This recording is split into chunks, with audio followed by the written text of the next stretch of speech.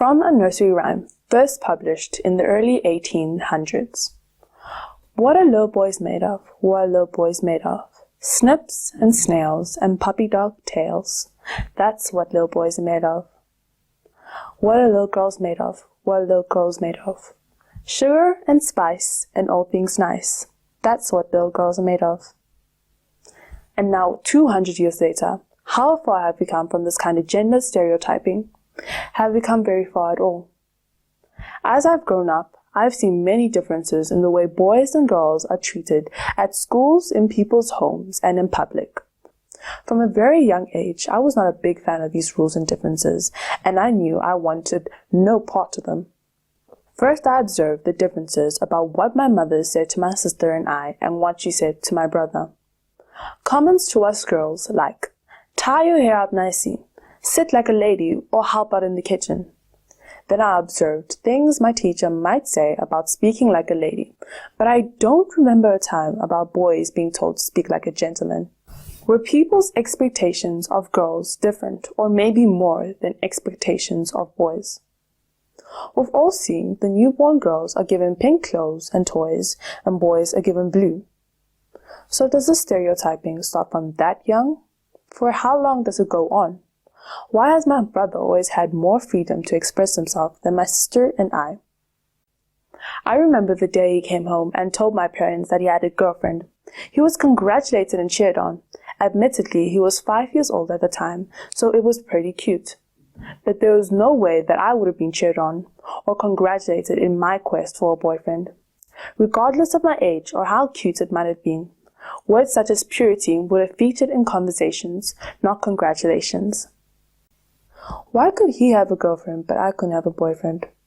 Why was that thought of me dating such a bad thing, but he was cheered on to do so? I may have not put my finger on what exactly was bothering me at the time, but I knew I wasn't okay with it. Over time, I began to change my behavior. I started on the types of clothes I wore and the colors of these clothes, and I included the people that I started to hang out with. I thought a lot about how I wanted to be seen by others, and I knew I did not want to be stereotyped. So the more I did this, the more names I got called, from tomboy to daddy's girl to less innocent comments about the fact that many of my friends were boys, because we all know about those girls who hang out with the boys instead of the other girls. Growing up in South Africa and thinking and researching more about gender stereotypes, I soon realized that they don't go away after childhood. Instead, they develop into entire cultural expectations.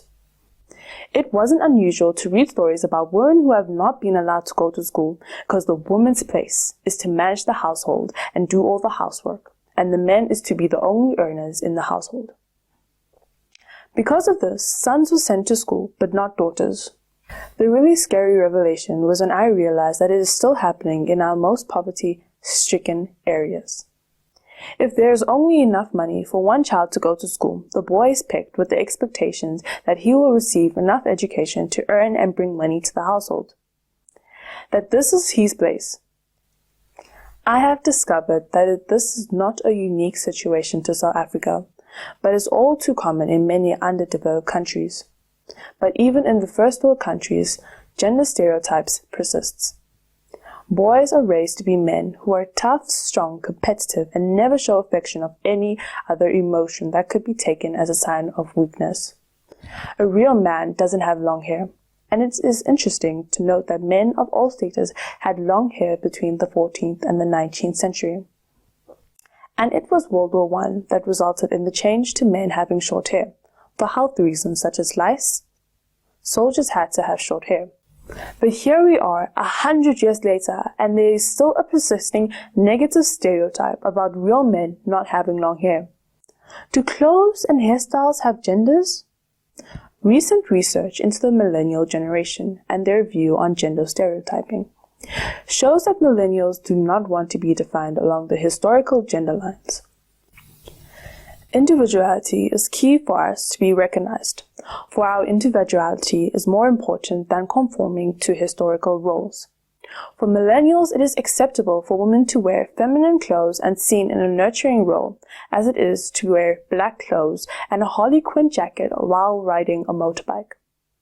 Millennial men are more comfortable than ever before, wearing clothes that may have previously been considered feminine brands.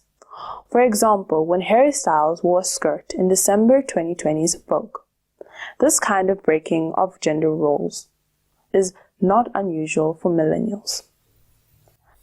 Our LGBTQ plus communities have played a huge role in breaking these stereotypes and negative gender norms. They have made a massive contribution to the evolution of self-expression, acceptance, and helping people define themselves in terms of their clothes, their identities, and the vocabulary they use when doing so. It is my hope that this is just the beginning of normalizing of genders. I believe that this equalizing is what will keep more girls in schools, results in less gender violence against both men and women, build fairer workplaces that do not have different pay scales for men and women, that can offer more political, economical, and social equality for men and women, and ultimately results in a world that isn't built on ignoring stereotypes. As Plato said, if women are expected to do the same work as men, we must teach them the same things. So hopefully in the future, as Gloria Steinem said, a gender equality society would be one where the word gender does not exist, where everyone can be themselves.